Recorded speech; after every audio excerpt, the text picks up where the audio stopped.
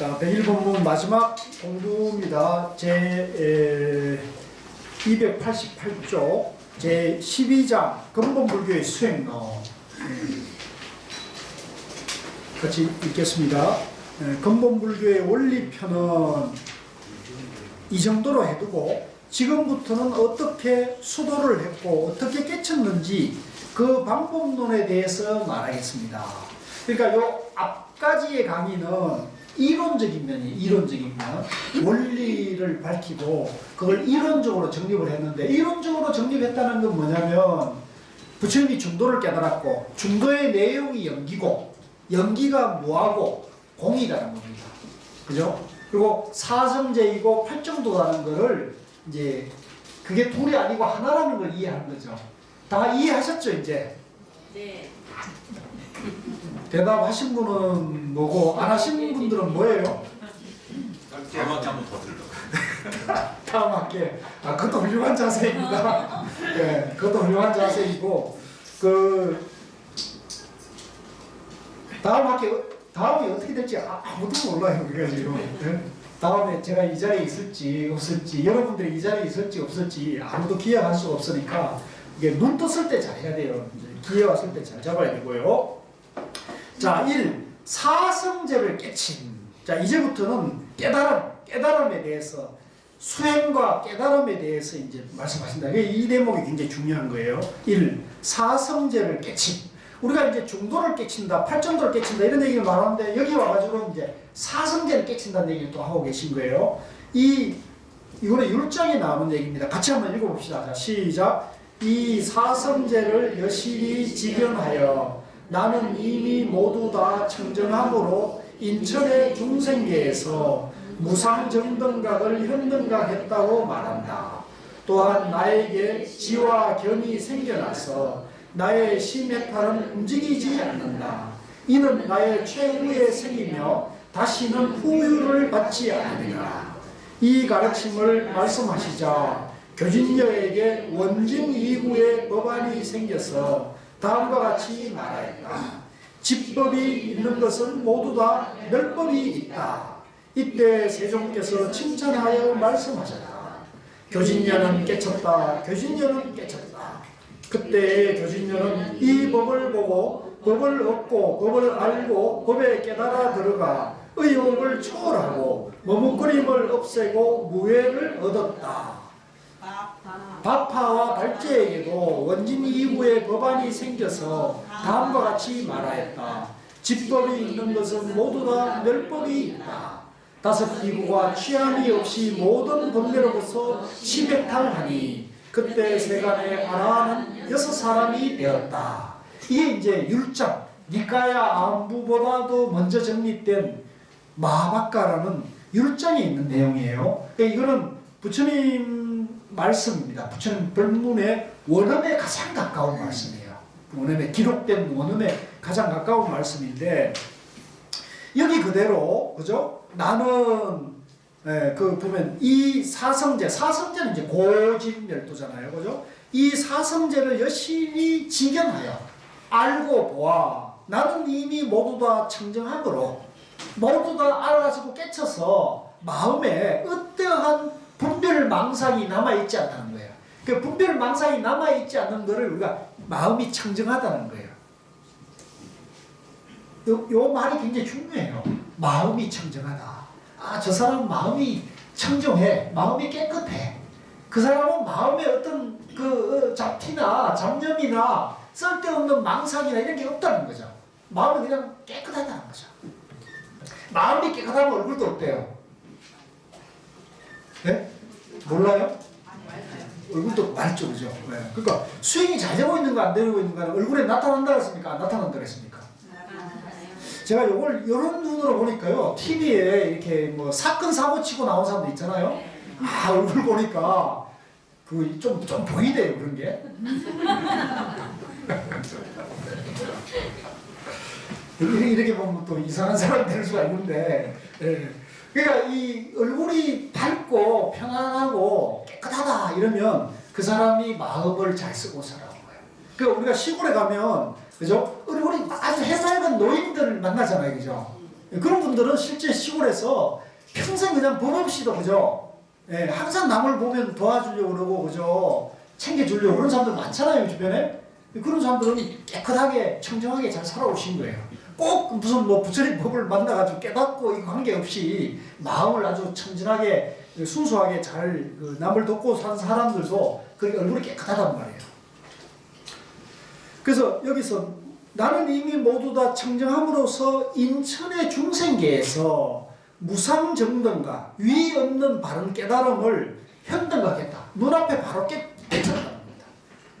또한 나에게 지혜와 바른 안목이 생겨나서 나의 마음의 나의 이 해탈한 마음은 움직이지 않는다. 네, 삼대가 완성됐다는 겁니다. 이는 나의 최후의 생이며 이것은 내가 마지막 생이다. 마지막에 태어납니다.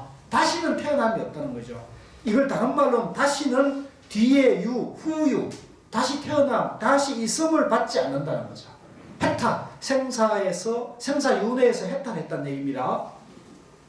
이것도 참 좋죠. 우리가 금생에 태어나가지고 내가 이 생을 다시 받지 않는다 그러면 완전히 해탈하는 경지가 되는 거죠. 이 가르침을 말씀하시자 교진녀에게 원진이구, 티끌이 멀리 떠나가지고 깨끗하고 청정한 법안이 생겨서 법의 눈이 이제 마음이 해탈되니까 마음이 깨끗해지니까 청정한 법안이 생겨서 다음과 같이 말하였다. 크게 한번 그 말 읽어봅시다. 시작. 집법이 있는 것은 모두 다 멸법이 있다. 집법이 멸법이란 얘기잖아요. 우리가 모를 때는 분별심이 있을 때는 집법이 있고 멸법이 있다 이렇게 해가지고 집법과 멸법을 다르게 보는데 고집멸도로 이렇게 이해했는데 이거 알고 보니까 집법이 멸법이라는 거죠. 집법도 연기고 멸법도 연기다. 그러니까 집과 멸이 중도로 연기로 이해되니까 무아가 되는 거죠. 그러니까 집법이 모두 다 멸법이다 이렇게 되는 거죠. 이걸 알았으니까 깨친 거죠. 이때 세존께서 칭찬하여 말씀하셨다. 교진녀는 깨쳤다. 교진녀는 깨쳤다. 이제 깨달음을 인정을 해주는 거예요. 이게 이제 우리가 부처님 경전에 나오는 최초의 인가의 사례고 부처님 이후의 첫 깨달음의 제자가 누구예요? 시험에 나올까요? 안 나올까요? 나올 게 딱 좋죠. 그래서 교진녀는 깨쳤다. 교진녀는 깨쳤다고 했는데 왜 깨쳤느냐? 교진녀가 뭐라고 말했습니까? 집법이 곧 멸법이다 하고 바로 그전에는 전부 집법과 멸법이 다르다고 알고 배워왔는데 집법이 멸법이다. 고집 멸도가 하나라는 걸 알았기 때문에 해탈한 거랍니다. 양변의 분별심이 떠났다는 거죠. 그러니까 그런 말 하는 사람은 깨쳤다고 인간하는 거예요. 그래서 이 조사들도 우리가 왜 이렇게 문답하다가 뭐 한마디 탁 듣고는 탁 깨쳐가지고 인간을 해주잖아요. 깨쳤고 그러니까 이런 전통이 어디에 있느냐? 바로 여기에 있잖아요. 부처님이 첫 제자에게 깨치고 문답 끝에 깨치고 하고 난 다음에 너도가 깨쳤구나 이렇게 인간을 인정을 해주는 거잖아요. 이게 이제 전통이 되어서 조사선에서는 이런 인가의 전통이 나오게 되는 거예요. 그래서 지금 남방불교에는 이런 전통이 없다 그래요. 그래서 떨어졌다 그럽니다. 그런데 그러다 보니까 이 대성 선종에서는 이 인가의 전통들이 그대로 좀 전해지는데 그걸 이제 남방에서는 못 본 거니까 그런 게 어디 있냐? 부처님이 어디에 인간한 전통이 있느냐고 막 비난을 하거든요.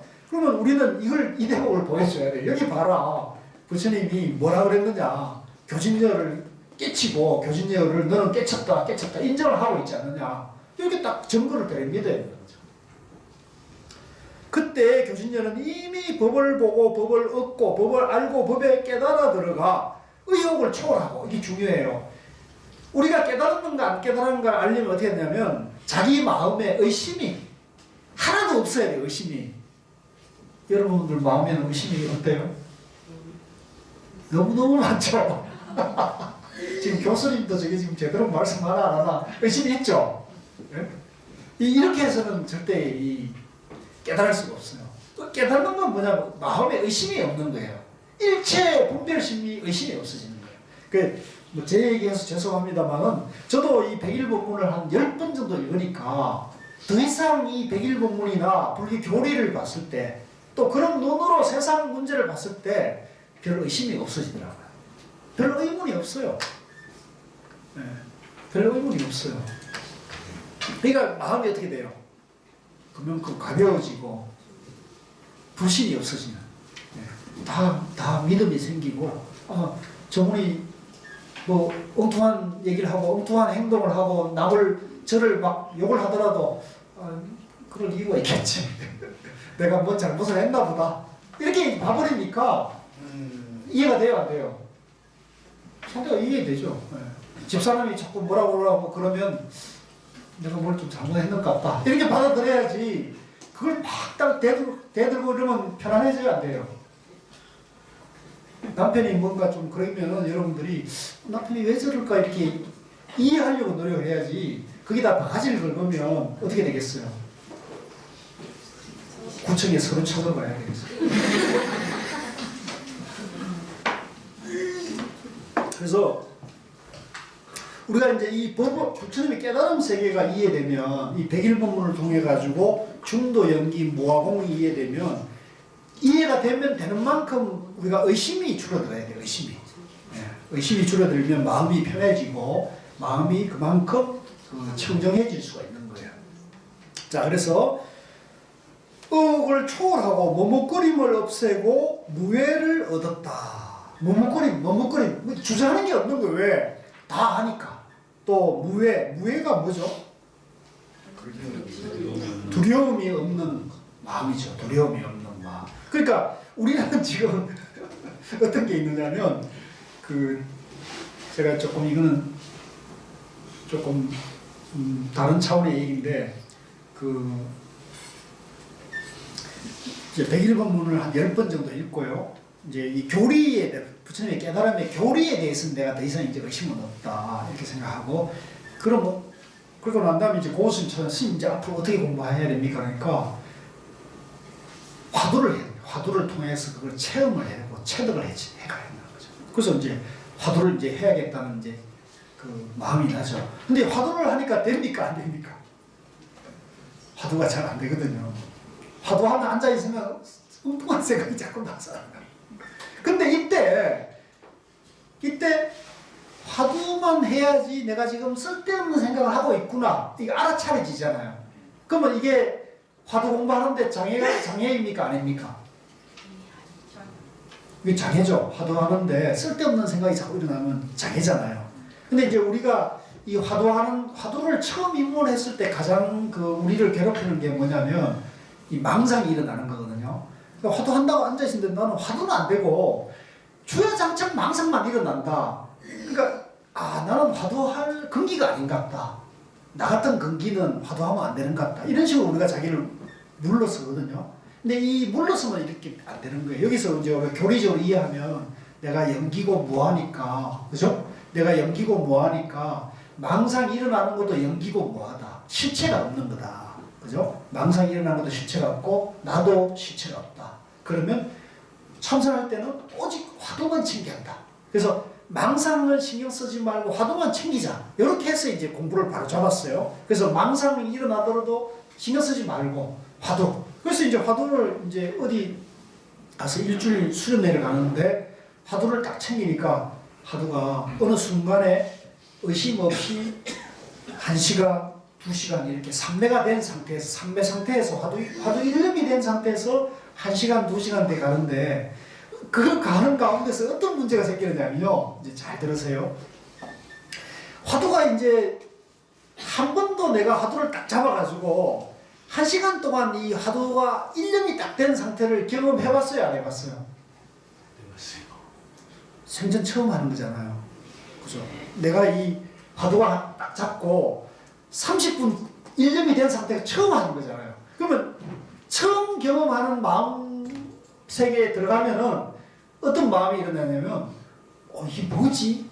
이런 생경한 마음이 화두를 잡고 있으면서도 불현듯 지나가요. 일어나요. 근데 이걸 일어났을 때 그 쓸데없는 생각이 탁 일어났을 때 이거를 화두를 꽉 잡고 있으면 그 생각이 어떻게 돼요? 지나가 버리거든요. 물이 흘러가듯이 물이 이렇게 깨끗한 물이 흘러가면 그 물은 끊임없이 흘러가지면 그 깨끗하면 그 안이 들여다 보이잖아요. 그러니까 내 의식 상태에도 화두가 딱 잡힌 상태에서 있으면 바깥에 시끄러운 소리나 내 내면에서 이런저런 생각이 일어났다 사라지는 것도 볼 수가 있어요. 근데 내가 화두를 딱 잡고 있는 한은 그런 생각은 내가 화두가 잡고 있는 상태에서는 그 생각에 내가 따라가지가 않는단 말이에요. 근데 이제 어떤 생각이 일어나면 화두가 이렇게 딱 잡힌 상태에서 쭉 1시간, 2시간 가면 어떤 생각이 드냐. 야, 이거 이렇게 해가다가 어떻게 될까? 라는 갑자기 두려운 마음이 딱 일어날 때가 있어요. 갑자기 두려운 마음이 있어요. 왜? 처음 경험하니까. 이해하시겠어요? 그게 지금 여기에 지금 이거는 부처님이 이제 그런 걸 다 체험했기 때문에 여기에 의욕을 초월하고, 그죠? 의욕을 초월하고 머뭇거림을 없애고, 그 다음에 무에 두려운 마음을 없앴다는 거예요. 두려움 없는 마음을 얻었다는 거죠. 아시겠죠? 그래서 그런 마음조차도 상관하지 말고 믿고 그냥 밀고 들어가야 된다는 거죠. 아시겠죠? 그러면 깨달음으로 가는 거예요. 그래서 이거는 좀 깊은 얘기인데 여러분들도 이제 앞으로 이런 체험을 할 거니까 잘 알아두세요. 아시겠죠? 그래서 화두하다가 어쩌다가 화두가 잘 돼가지고 1시간, 2시간 갔더라도 두려워하면 돼요, 안 돼요? 겁이 나가지고 나 이제 더 이상 못하겠어 해서 화두를 놔버리면 끝난단 말이에요. 그 놓지 말고 1시간, 2시간, 3시간, 4시간, 하루 이틀 계속 밀고 가면 완성된다는 거죠. 아시겠죠? 이거 믿어야 됩니다. 네, 이거 안 믿으면 어쩔 수 없어요. 중간에 깨져요. 그러니까 무예를 얻었다. 그 다음에 이제 그 바파와 발제도 이제 오비구 중에 한 분이에요. 그 교진녀하고 같이 그 출가했던 이분들이 전부 이제 시달타 태자의 아버지인 정관왕이 이제 외호하라고 보낸 5 그 경호원들이에요. 경호원들. 이 시봉을 하라고 보낸 5 사람 중에 이제 교진녀가 맨 먼저 깨닫고 그 다음에 바파와 발제에게도 원진이구의 법안이 생겨서 다음과 같이 말하였다. 집법이 있는 것은 모두 다 멸법이 있다. 5 비구와 치함이 없이 집착함이 없다는 거죠. 모든 번뇌로부터 심해탈하니 그때가 세간에 아라한은 6 사람이 되었다. 이게 이제 부처님의 말씀입니다. 세상에 아라한이 몇 명 있어요? 6명이 있다는 거죠. 6명이면 오비구 말고 또 누구예요? 부처님이니까, 그죠? 그래서 여기 아라한이라면 이제 보통 우리가 절에 가면 우리나라에서는 나한전 있잖아요. 나한전에 모셔진 나한들이 아라한을 말하는 거예요. 아라한을. 그런데 초기경전에는 여기 보는 바와 같이 아라한이 곧 부처님이고 부처님이 아라한인 거예요. 깨달으면 아라한이라는 이름도 쓰고 열애라는 말도 쓰고 부처라는 말도 쓰는 거예요. 여기 우리가 그 증거가 되죠. 그렇게 보시면 돼요. 그래서 그때 세간에 아라한은 6 사람이 되었다. 이렇게 볼 수 있는 거죠. 근데 이제 오늘날 지금 이제 남방불교 위파사나 수행 체계에서는 이제 내가 중생이고 열심히 쇠쇠쇠 수행해가지고 3아승기급이 지나가지고 뭘 깨치냐? 아라한과를 성취한다고 그래요. 그래서 그럼 아니 우리가 깨달으면 부처가 되는 건데 왜 부처라 안 하고 아라한과라고 하느냐 이렇게 물었더니 그 위파사나 전공자가 하는 말씀이 그러더라고요. 부처님은 세상의 불교의 교조이니까 부처님 불법의 깨달음을 가르치는 사람으로 딱 유일한 한 분이고 나머지 깨달은 사람들은 모두 부처님의 제자들이니까 아라한이라고 칭한다는 거예요. 그러니까 거기는 부처와 아라한을 구분합니까 안 합니까? 구분하고 있는 거죠. 차원이 다른 분으로 이렇게 보고 있는 거죠. 벌써 여기도 분별이 있어요 없어요? 분별이 있는 거잖아요. 중생도 있고 수다원, 사다함, 아나한, 아라한 이런 식으로 계급을 두었단 말이죠. 여기는 아직도 분별이 남아있는 거예요. 그런데 이 중도, 부처님의 깨달음 세계에서 이런 차별이 있다면 깨달은 분입니까? 못 깨달은 겁니까? 아직 못 깨달은 거죠. 그래서 그렇게 보면 안 된다. 그래서 여기서 이건 지금 초기경전의 말씀이니까 아라한이 6 사람이 있다는 얘기는 이제 깨달은 사람이 6 사람이다. 이런 말로 봐야지. 지금 이제 남방에서 위파사나 하는 분들은 제가 보기에는 이런 것을 오해하고 있는 거죠. 잘못 보고 있는 것이다. 그런데 그동안 우리가 좀 수세했어요. 우리가 계속 비판받았다고. 선종 대성이 어디 근거가 어디 있냐, 봐라 이 초이경전에 이 니까에는 그런 게 없지 않느냐고. 우리 이제 니까를 안 봤으니까 그 말이 그런 것 같다 이렇게 했는데 지금 이제 조금 알고 보니까 전부 엉터리 주장하고 있는 거지 지금. 그래서 이제는 우리가 이제 다시 이제 역으로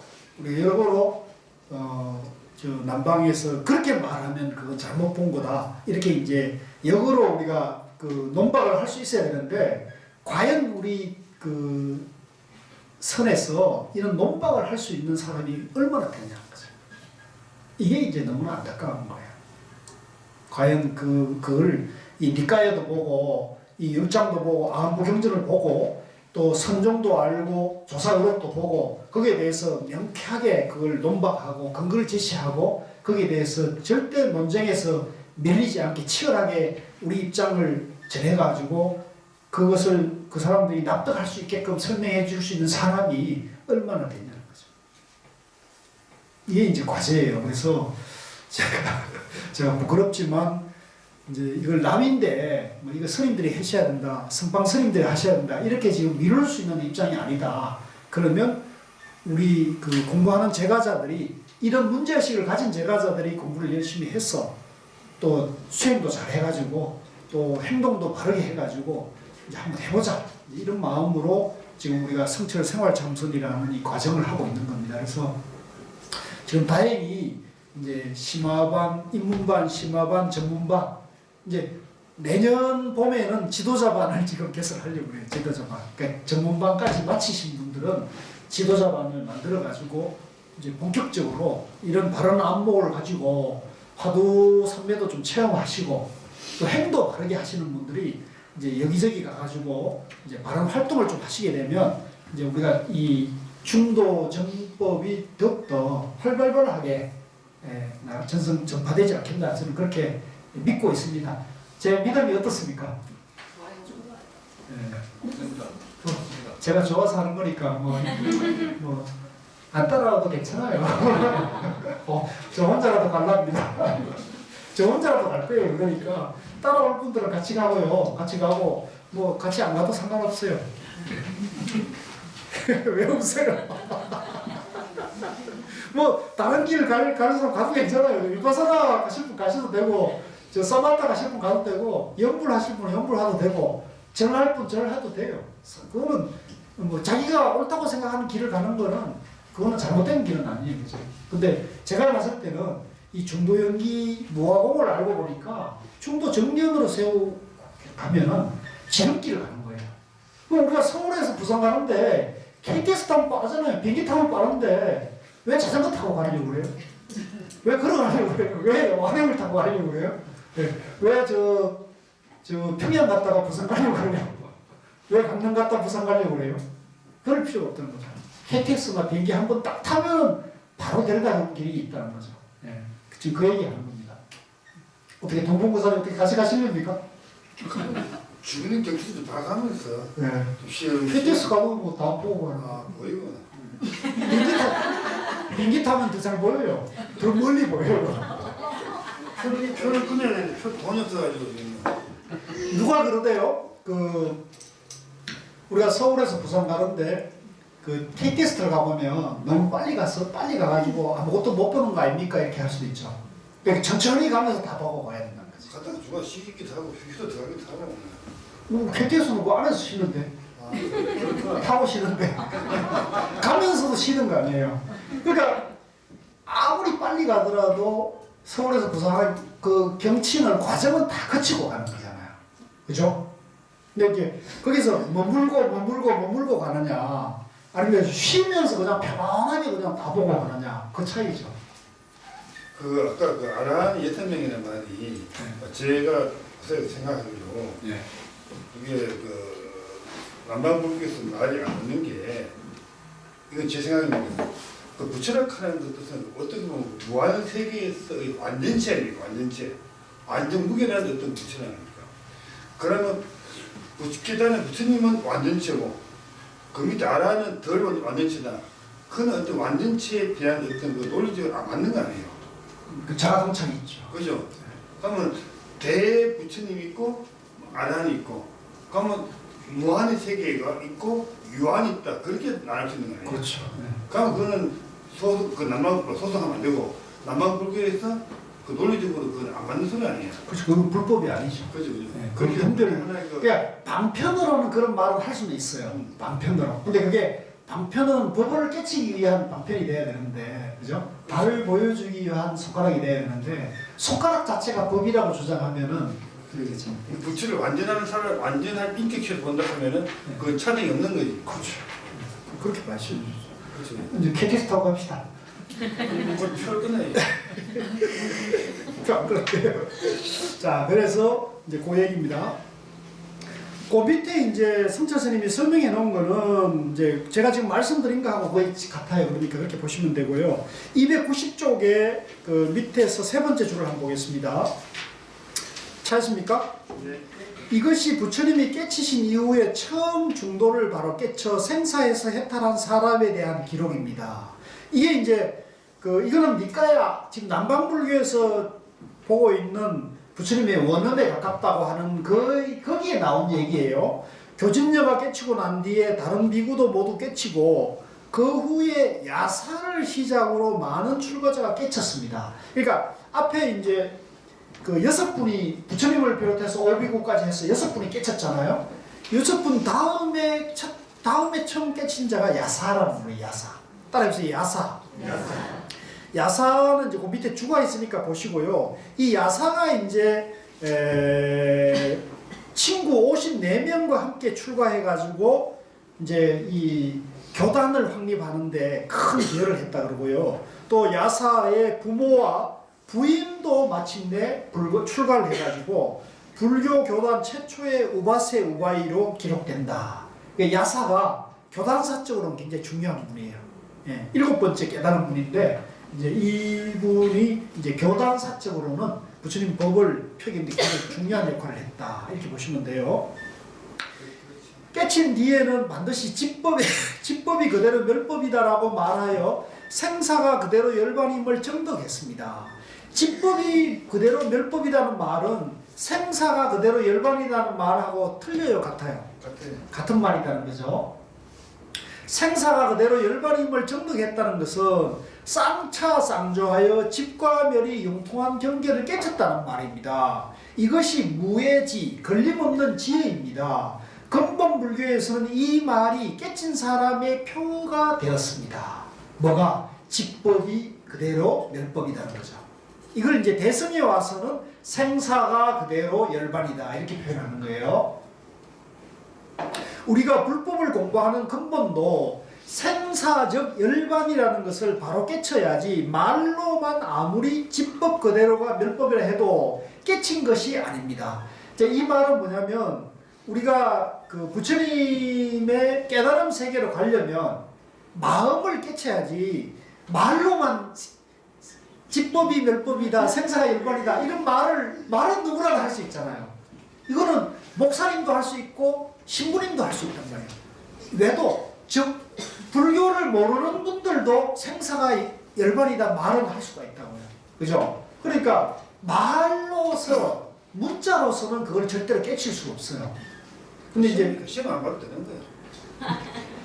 시험을 안 봤대요? 네, 깨치면. 그거 깨치면 안 봐요. 깨치면 누가 시험을 봐요? 다 깨친 분인데 뭐. 그래요? 네. 그래요? 네. 나만 몰랐나?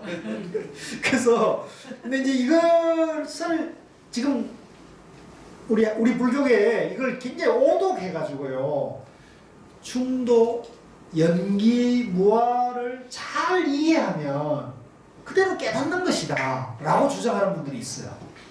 연기와 무아를 잘 이해하면 깨닫는 거다. 그럼 어떻게 돼요, 불교가? 일본 불교. 네? 일본 불교, 한국 불교에 그렇게 말하는 분이 있어요. 더구나 이게 높은 자리에 계신 분도 있어요. 연기무아를 잘 이해하면 깨닫는 거다. 왜? 그것도 한 부분일 수 있지 않습니까? 깨닫는데. 한 부분요? 잘 이해하면? 그 이해가 잘 이해하는 게 기준이 뭘까요? 우리 나가 있다고 생각하는 거기 때문에 네. 안 된다. 이제 그렇게 비판받을 소지가 있죠. 예. 근데 그거를 잘 이해하면 깨친다. 그 주장하면 어떻게 되는 거예요? 그건 잘못해요. 이게 밥을 하는 법을 아는 거지 밥을 먹지는 않는 거야. 저 원리지. 그건 잘못한다. 당신이 옳다고 봅니다. 그렇게 말하는 사람들이 틀렸다고 보신 거예요. 그래서 무슨 삼면이 좌선인이 필요 없다.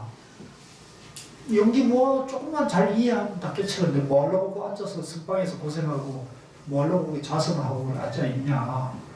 전부 무의도식 하는 거다 이렇게 비판하는 건 어떻게 생각해요? 이 심각한 혼란이 있는 거예요 이게. 예. 그래서 우리가 백일본문을 왜 공부하지 않느냐면 이런 거에 대한 바른 안목을 갖추지 않으면 깨칠 수 있어요 없어요? 절대 깨칠 수 없어요. 연기무화를 잘 이해하면 깨달습니다 이렇게 얘기하면 난 지금 영 깨달았어요.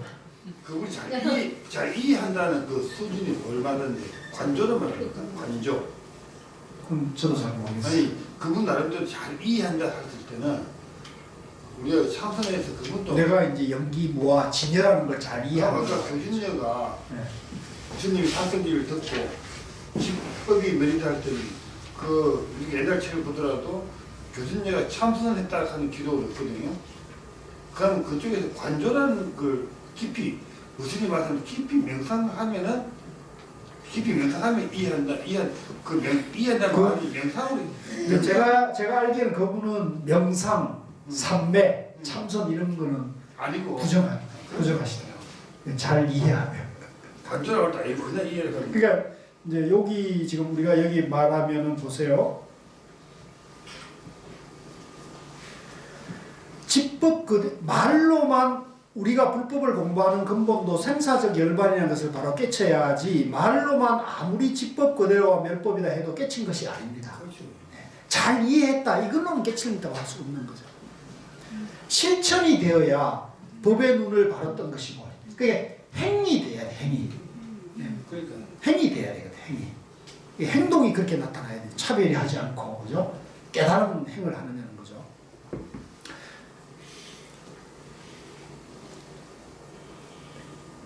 마음 아무리 입으로 생사의 집법이 멸법이라느니 깨쳤다느니 사성제니 해도 마음의 객진번뇌는 그대로 있습니다.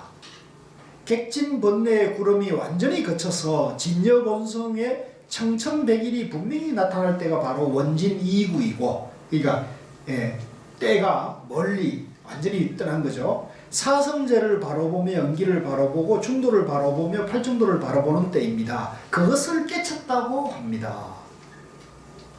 교진녀가 법을 보았다라는 부처님의 말씀은 연기를 보는 사람은 법을 보는 사람이고 법을 보는 사람은 부처를 보는 사람이라는 말과 같습니다.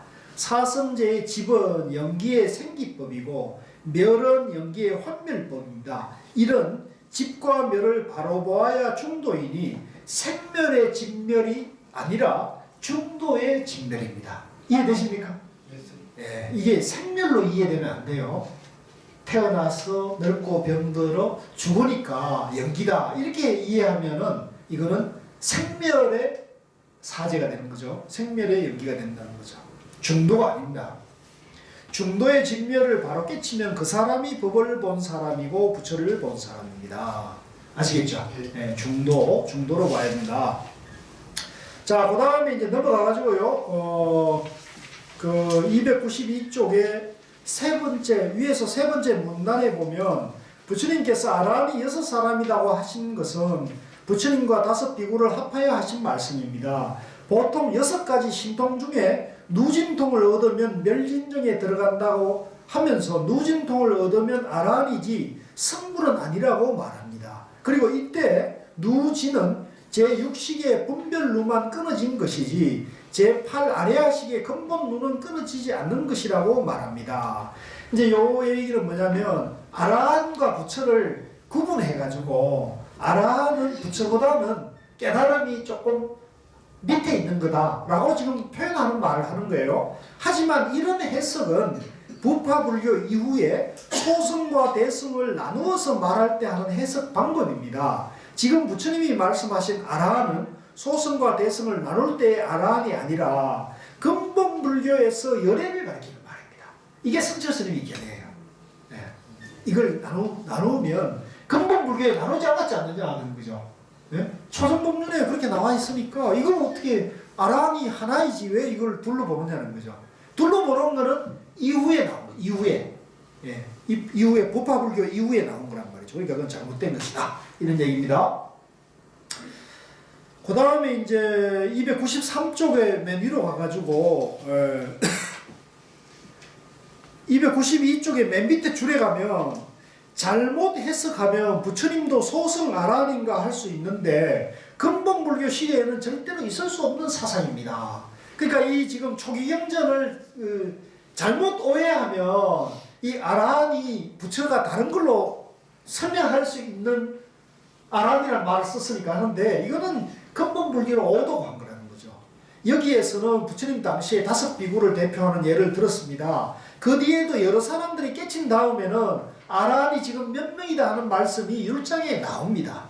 그 사람들이 모두 바로 깨쳤다는 것을 부처님이 인정하신 것입니다. 그러니까 열애나 부처나 아란이라는 것을 초기경전, 초기 불교에서는 이거를 차별하지 않고 썼다는 거죠. 이게 부처님의 근본 사상으로 봐야지 이 뒤에 변질된 그걸 가지고 무슨 부처를 나누고 아란을 나누고 또 중생까지 나누고 이렇게 하는 것은 이제 잘못됐다 이런 얘기입니다. 이 삼매, 이 삼매가 굉장히 중요해요. 삼매가 중요한데 좀 쉬었다 하겠습니다.